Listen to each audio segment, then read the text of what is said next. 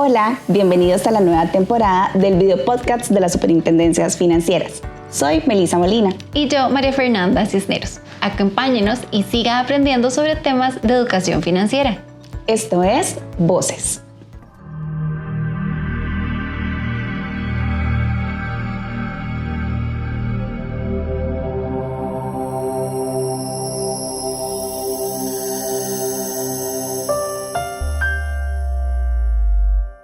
Hola a todos, gracias por acompañarnos a Voces o en un episodio más de este video podcast de las Superintendencias Financieras. Hoy vamos a hablar de un tema vital y es el endeudamiento. Y venimos con algunos consejos que esperamos sean de muchísima utilidad para todos. Me acompaña María Laura Araya, ella es coordinadora de educación financiera de la Oficina del Consumidor Financiero. Y yo de confianza le voy a decir Mari. Así que bienvenida a tu casa. Gracias, Fer. Un gusto estar acá. De verdad que es un placer siempre acompañarnos en estos temas financieros, en estos temas de educación financiera. Una inquietud que usualmente tienen todas las personas al iniciar el año. Entonces, es un placer, de verdad. Siempre es un honor estar acá y muchísimas gracias por la invitación. Y es que diste en el punto, Mari, es que justamente cuando empezamos año, era la famosa cuesta de enero, una de las metas que tienen muchos hogares es cómo puedo salir de ese endeudamiento, cómo puedo mejorar mis finanzas, ¿verdad? Y esa es un poco la idea de la conversación, ¿verdad? Que vamos a ir teniendo hoy. Pero lo primero que me gustaría que hagamos es explicar un poquitito cómo es que está ese nivel de endeudamiento en las familias acá en el país. Sí, Fer. Bueno, justamente el año pasado la Oficina del Consumidor Financiero realizó una actualización de la encuesta de endeudamiento que se había hecho hace unos años atrás, 2023 aproximadamente. Y se determinó que en este momento en Costa Rica la población está endeudada en un 87% aproximadamente. O sea, el 87% de la población aproximadamente está endeudada. Es curioso porque en el 2023 se determinó que era el 91% de la población. Entonces esto quiere decir que ha bajado, ¿verdad? Sin embargo, sigue siendo una cantidad o un porcentaje considerable, ¿verdad? Entonces, a pesar de que decimos, bueno, tenemos una reducción, esto nos da un mejor panorama, de alguna forma sigue habiendo una preocupación porque seguimos teniendo, ¿verdad?, un escenario de endeudamiento que en realidad es bastante alto. Y también dentro de los datos que encontramos es que muchas de estas personas, o sea, el promedio de compromiso está en 34% de sus ingresos, ¿verdad? Cuando usualmente lo que decimos es que lo recomendable es que no se pase del 30% de los ingresos, ¿verdad? Entonces, a pesar de que vemos un panorama general que es un poco más favorable, sigue llamando la atención, ¿verdad?, que todavía tenemos que seguir trabajando en esto, ¿verdad? Incluso este porcentaje también disminuyó, porque en el 2023 era de un 38%. Ahora lo tenemos en 34%, pero nos seguimos pasando 4%. Sí, igual ¿verdad? Estamos por encima de ese panorama ideal de endeudamiento. Exactamente. Y si se puede menos, ¿verdad? Muchísimo mejor. Esto no quiere decir que todas las personas están sobreendeudadas o que las deudas que tienen son necesariamente unas deudas que no contribuyen a su proyecto de vida, a sus objetivos, ¿verdad? Hay que hilar muchísimo más profundo, pero sí nos da un panorama general de cómo está el nivel de endeudamiento en este momento en Costa Rica. Sí, totalmente. Bueno, y porque al final de cuentas, pues el crédito le permite a muchos hogares poder alcanzar esas metas, ¿verdad? Poder tener una casa, poder tener un vehículo. Ahí el tema es cómo hacerlo de una forma en la que no quede ese ingreso tan socado, como decimos, ¿verdad?, popularmente. Claro, que las familias puedan vivir un poco menos ajustadas, justamente. Y otro tema, tal vez, Mari, que bueno, creo importantísimo tocarlo, son los famosos créditos gota a gota, ¿verdad? También, ¿cómo nos ha ido en este tema en el país? Sí, ese tema es un tema bastante complejo, ¿verdad? No tenemos demasiada información porque justamente pues, los préstamos o los créditos gota a gota se mueven en la informalidad. Entonces, tenemos muy poca data, ¿verdad?, sobre esto. En esta encuesta de endeudamiento se determinó que aproximadamente 66,000 personas en Costa Rica tienen un crédito gota a gota, ¿verdad? Y pues evidentemente esto nos lleva a cuestionarnos las condiciones que en este momento tiene la población, que termina justamente optando por esta opción, ¿verdad? Porque usualmente cuando las personas optan por esta opción es porque no tienen un acceso al crédito formal, por capacidad de pago, porque no hay ingresos, por endeudamiento también justamente, que ya pues o su récord crediticio está dañado, ¿verdad? O está en un porcentaje, en una puntuación baja, para no llamarlo dañado, ¿verdad? Siempre hay posibilidades de recuperar y siempre hay posibilidades. Esa es la famosa mancha en el Exacto, historial crediticio, exacto, de la que se habla popularmente y tal vez es lo que hace o impulsa, digamos, que lamentablemente muchos hogares acudan a estos préstamos informales porque tal vez llegan a un banco, una cooperativa o una financiera y le dicen, no, usted no es sujeto de crédito. Exacto, y justo por eso hago la corrección, porque en realidad a veces pensamos que como ya estamos ahí, no tenemos forma de recuperarnos y no tenemos forma de mejorar, ¿verdad? Entonces, por eso hago esta corrección, porque en realidad a veces pasa esto, ¿verdad? Una mancha en el récord crediticio, una situación específica, pero esto no quiere decir que no podemos salir de ahí o que no podemos trabajar o mejorar en nuestra situación financiera, ¿verdad? Entonces, pues volviendo a la pregunta que me hacías de los créditos informales, más o menos ese es el panorama que tenemos y que encontramos, ¿verdad? Ojalá pudiéramos tener mucha más información, pero pues nos da una idea, ¿verdad? General de lo que deberíamos estar trabajando y del reto tan grande que tenemos para trabajar en inclusión financiera, ¿verdad? Bueno, si nos metemos en el tema de inclusión financiera, eso es para otro episodio, pero sin duda también es un tema clave.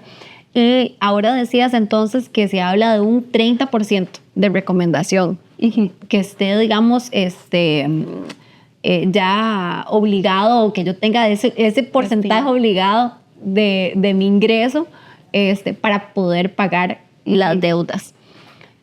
¿Cuáles serían entonces, además de estos, señales de que ya estoy entrando como en sobreendeudamiento? ¿Verdad? Claro. ¿Cómo darme cuenta para poder tomar decisiones en mis finanzas, ya sea personales o del hogar? Sí, vamos a ver. Yo creo que señales muy claras, ¿verdad? Ya de sobreendeudamiento es cuando no tenemos liquidez, ¿verdad? Cuando ya vemos que el dinero no nos está alcanzando, que yo llego a final de mes y no salgo, que no estoy logrando pagar o que estoy moviendo dineros que tenía destinados a otras cosas a ese pago, ¿verdad? Y eso en el escenario en el que tengo organizado ese dinero, ¿verdad? Porque muchas veces eso no pasa. En el mejor escenario en el que tengo un presupuesto y digo, bueno, esto lo voy a hacer para la casa, esto voy a ahorrarlo. Y así sucesivamente. Claro, a veces eso no pasa, pero de pronto tenemos 3 cuentas diferentes, ¿verdad? Y me llega un dinero de un trabajo en una cuenta, después otro de otra y otro de otra, y yo no tengo eso organizado, ¿verdad? Y empiezo a mover y a decir, bueno, con esto pago, con esto voy y abono, etcétera. Ya eso son señas, ¿verdad? De que efectivamente no estamos logrando salir con el endeudamiento. Efectivamente, lo que se recomienda siempre es no superar el 30% de los ingresos, ¿verdad? Y es interesante porque ustedes van a escuchar mucho esta técnica del 50, 30, 20, ¿verdad? Hay fórmulas que se dicen por ahí, que la teoría la dice. Sin embargo, a mí no me gusta recetar, ¿verdad? A mí no me gusta hablar de fórmulas específicas. Y esto principalmente con el tema del ahorro, que yo creo que ahorita nos vamos a ir un poquito por ahí. Con el tema de la deuda sí es importante que no superemos el 30%, ¿verdad? Sin embargo, con el tema de estas recetas que te digo, lo más importante es que veamos qué se ajusta a nuestras propias condiciones. Por eso yo digo que no me gusta a mí hablar de recetas, porque todas las personas tenemos condiciones distintas, ¿verdad? Ahora, ¿qué es otro factor importante con el tema de las deudas? Las deudas no son malas o buenas por sí mismas, ¿verdad? El tema es cómo las gestionamos y si me están ayudando o me están permitiendo cumplir un objetivo. Yo puedo tener una deuda, como mencionabas ahora, relacionada con la compra del vehículo, ¿verdad? Del carro, que es un carro que necesito, que tal vez sí, no es una inversión porque no lo estoy poniendo a trabajar, ¿verdad? Es un gasto. Pero es un gasto que necesito hacer porque tengo familia, porque tengo hijos e hijas, porque tengo que llevarlos a la escuela, porque tengo que ir a trabajar. Bueno, es un gasto que, ¿verdad?, que me sirve en el día a día. O tengo una deuda por vivienda, ¿verdad?, que es parte de mi proyecto de vida, estoy cumpliendo un objetivo.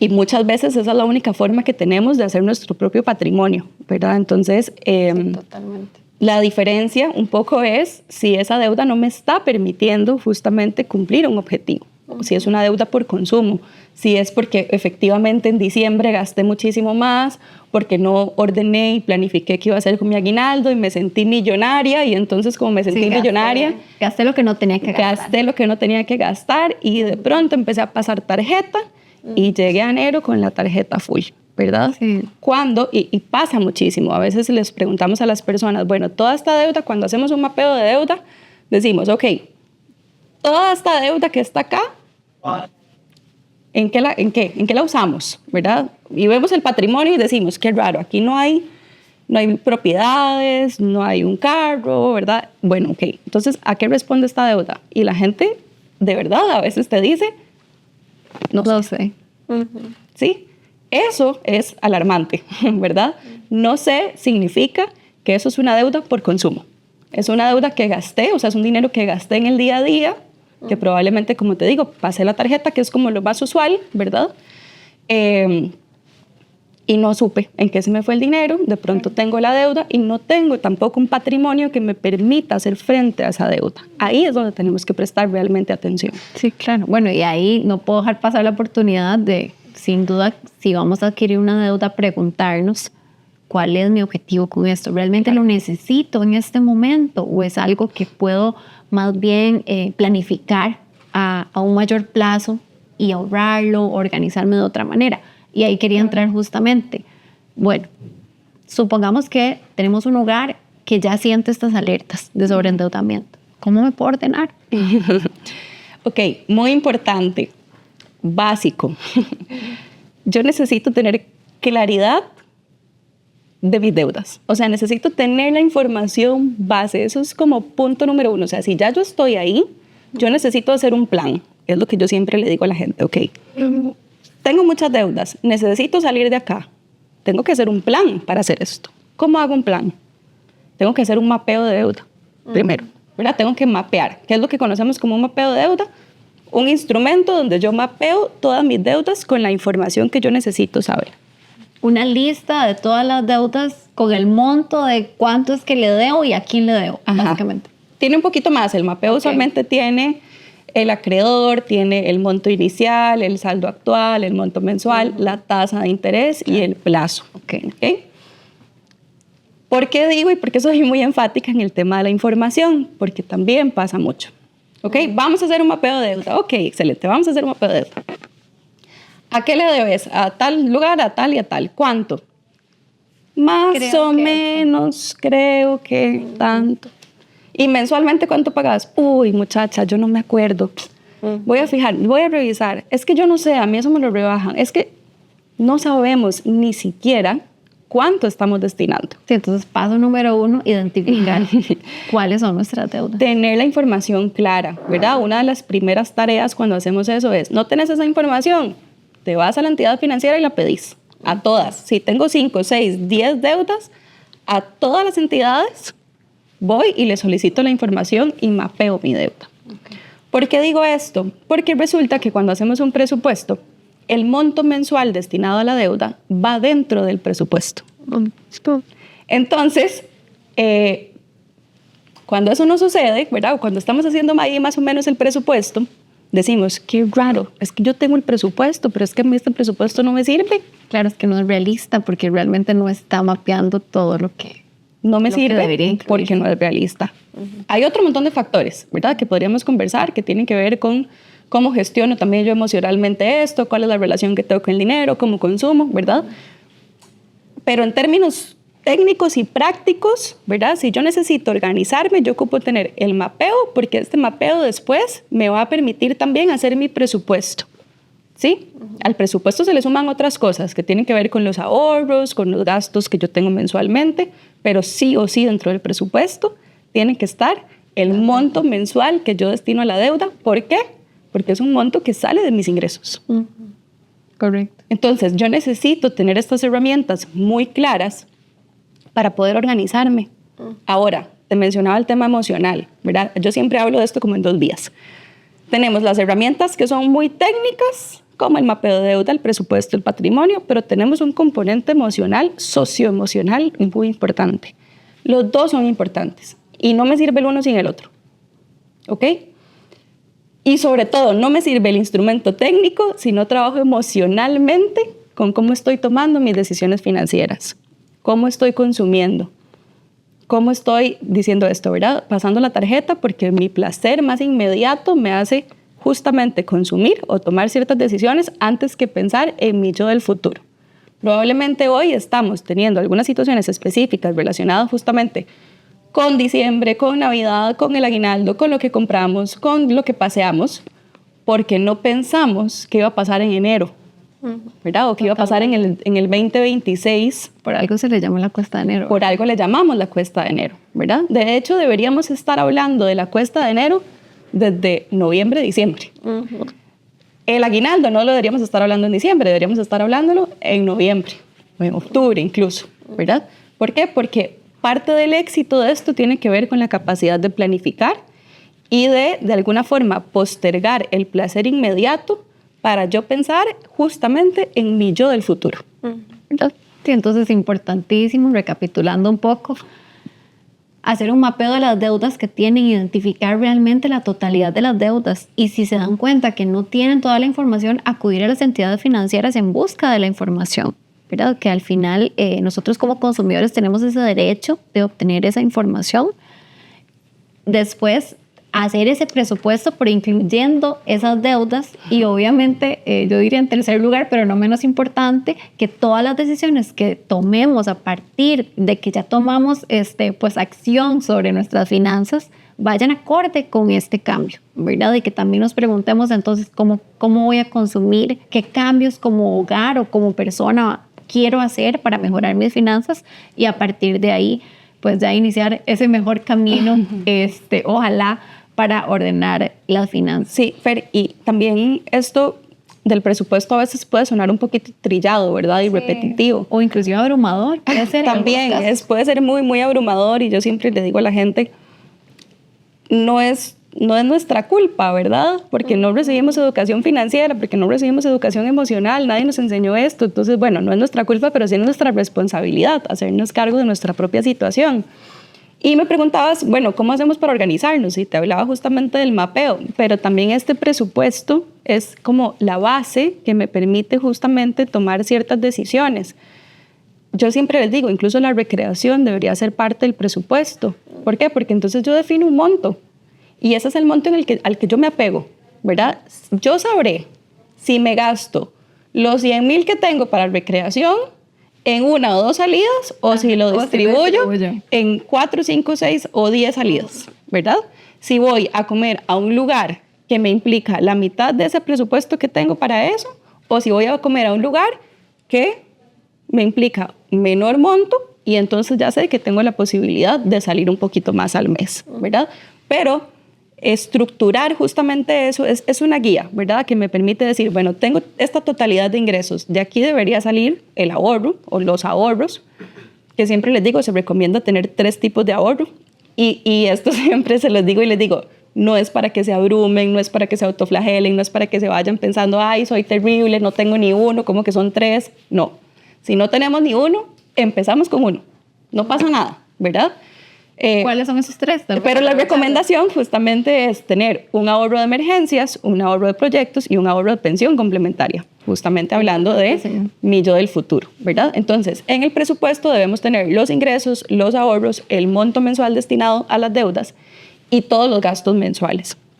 Y los gastos también realistas, ¿verdad? Porque entonces pasa muchísimo también que decimos, no, estos son todos, 5 o 6 rubros. Y a la siguiente sesión, ay, no, es que se me olvidó meter las mascotas. Ok, otro rubro. Ay, no, es que yo voy al gimnasio todos los meses. Ok. Ay, no, yo también voy a terapia física. Ok. Ah, no, también voy donde la psicóloga. ¿Verdad? Y entonces empezamos a darnos cuenta de que hay un montón de montos que no los tenemos mapeados, que no los tenemos identificados y con razón me estaba sobrando un montón de plata en el presupuesto. En el presupuesto. ¿Verdad? En el balance y entonces no sobra un montón de plata y entonces uno le pregunta a la persona, ok, aquí está sobrando 300,000 colones, 200,000, ¿los tenés? No. ¿Cómo que 300,000? ¿Cómo que 200,000? ¿Cómo que 100,000? Pero si a mí yo no salgo al final de mes, ¿cómo que eso, cómo Bueno, que eso Mari, está hay que sobrando? decirte los gastos hormiga. Exacto. Vas ¿verdad? gastando en un cafecito al salir del trabajo. Ay, no, es que se murió tal cosa, voy a pasar a comprar esto. Y cuando te diste cuenta, gastaste, perdón, muchísimo dinero. Exacto, exacto. Y para eso justamente se recomienda también anotarlos, ¿verdad? Para saber efectivamente cuánto estoy gastando de ese, porque eso incluso es parte como de ese presupuesto de recreación prácticamente, ¿verdad? Porque no está como en otro lado. Pero entonces lo que quisiera como cerrar, digamos, con respecto a esta pregunta que acabas de hacer es, ok, necesito tener estas herramientas muy bien elaboradas para tener una guía base que me permita tener un plan. Ok, a partir de esto, ahora sí, ¿qué deudas voy a cancelar primero? ¿Qué deudas voy a cancelar después? Para cancelar deudas usamos un método que le llamamos método TAS, que es que nos fijamos siempre en la tasa de interés, en la antigüedad de la deuda y en el saldo. Y la antigüedad, en realidad nos fijamos en la deuda más nueva. O sea, tratamos de la medida de lo posible de cancelar la deuda más nueva. Primero y después. Sí, o sea, identificamos tasa de interés más alta, la deuda más nueva y el saldo actual más bajo. ¿Por qué? Porque probablemente tengo más posibilidades de cancelar un monto más bajo que una deuda muchísimo más alta. Ahora, igual, estos no son recetas que no se mueven, ¿verdad? Porque puede ser que en mi mapeo de deuda yo no tenga una deuda que me cumpla con los 3 criterios. Simplemente estos 3 criterios son una guía, son una base que me permiten analizar mi situación. Y esto es básico, fundamental, analizar, ¿verdad? Por eso les digo, no es que hacemos A, B, C y D y tenemos este resultado. Es que todas estas recomendaciones, todos estos tips que vemos por ahí, estos métodos que utilizamos como el método TAS, simplemente son una guía para que yo pueda analizar mi situación en función de mis condiciones y mis necesidades, mías o familiares, ¿verdad? Sí, al final también importantísimo, el objetivo siempre va a ser atender esas deudas responsablemente, porque si nos escondemos, si no le respondemos las llamadas a la entidad, ¿verdad? Claro. Eso también nos va a generar una afectación en el corto, mediano y largo plazo. Entonces, es hacer ese orden y más bien, si tenemos alguna duda, acudir a la entidad financiera en busca de información o inclusive un arreglo de pago, si fuese necesario. Exacto. Sí, siempre buscar, ¿verdad?, las alternativas que tengamos y las posibilidades que tengamos. Y justamente a veces pensamos que no hay salida, que es lo que yo decía, ¿verdad? Y tal vez es una de las situaciones más complejas con el tema financiero, cuando la situación puede ser muy crítica, ¿verdad? Y que es la visión de túnel, ¿verdad? Yo de aquí no voy a salir. Desgraciadamente hemos visto cómo en Costa Rica y en muchos otros países hay suicidios por endeudamiento, ¿verdad? Visión de túnel. Esta situación es muy crítica, yo de aquí no puedo salir. La visión de túnel es cuando yo veo hacia el frente y lo que veo es un túnel, oscuridad y no hay salida, ¿verdad? Entonces, cuando tenemos visión de túnel, siempre lo que tenemos que empezar a hacer es ver cómo de alguna forma, no es como llego al final del túnel y salgo de ahí de una, ¿verdad? Porque eso no va a pasar. Sí, entender que es un proceso. Es cómo le voy haciendo huequitos a ese túnel para que yo vea entraditas de luz. Yo voy viendo entraditas de luz y después de que encuentro las entraditas de luz, voy caminando hasta que logro salir del túnel, ¿verdad? Es más o menos así. Entonces, bueno, las entraditas de luz tienen que ver con eso, ¿verdad? Tienen que ver con cuáles alternativas tengo. Las que tengo yo de hacer estas, ¿verdad? De tener claras estas herramientas, estos instrumentos, pero también, bueno, voy a conversar a la entidad si es lo que necesito, voy a hacer un arreglo de pago. En momentos es necesario, tiene implicaciones también, pero si es necesario se hace una refundición de deuda, etcétera, ¿verdad? Pero siempre buscar las alternativas y el apoyo, hablar de esto, ¿verdad? Conversar con sus personas de confianza, con su red de apoyo. Esto es un tema que efectivamente es complejo porque emocionalmente implica muchísimo y es un tema muy tabú. Sí. ¿Verdad? Nadie quiere hablar de sus finanzas. Nadie quiere hablar, pese a que el 80, ¿y cuánto dijiste? El 87%. El 87% de la población. Exacto. Entonces, Nos da miedo, claro que da miedo, claro que implica una exposición, claro que es un tema delicado. No es que tengo que ir a hablarlo con todo el mundo, no es que tengo que exponerme con todo el mundo, ¿verdad? Es un tema muy íntimo, ¿sí?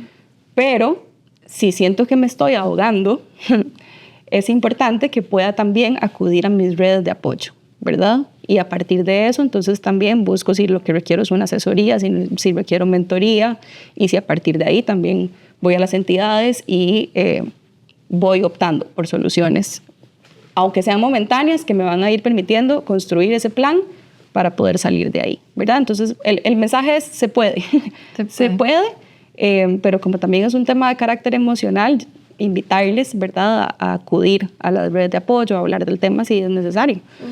Muchísimas gracias, Mari. Bueno, yo creo que realmente abordamos muchas recomendaciones, desde una situación de cómo estamos hasta diferentes tips que esperamos les sean muy útiles. No sé si tenés algún mensaje de cierre. No, finalmente, pues lo mismo, ¿verdad? Decirles que yo tenía una profesora que decía que a veces una tiene que hablar de temas que pueden ser incómodos, que pueden ser tensos, que pueden generar un montón de emociones, pero que no siempre sirva como un mensaje esperanzador, ¿verdad? Exacto.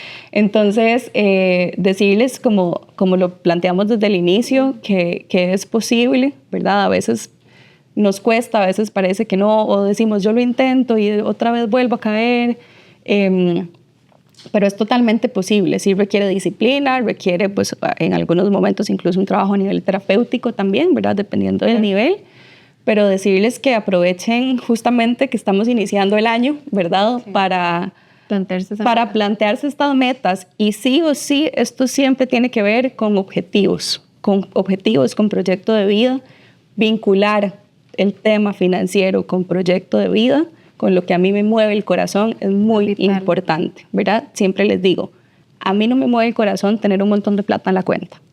A mí me mueve el corazón mis sueños, mis proyectos, a dónde quiero ir, qué quiero hacer yo con mi familia. Y necesito el dinero como un medio para hacer eso. Entonces, plantearse objetivos, plantear sueños, plantearse un proyecto de vida es fundamental justamente para poder organizarse financieramente con una meta muy clara. Sí, eso sería. Muchas gracias, Mari, nuevamente, y gracias a todos ustedes por acompañarnos. Nos vemos y nos escuchamos en un nuevo episodio de Voces.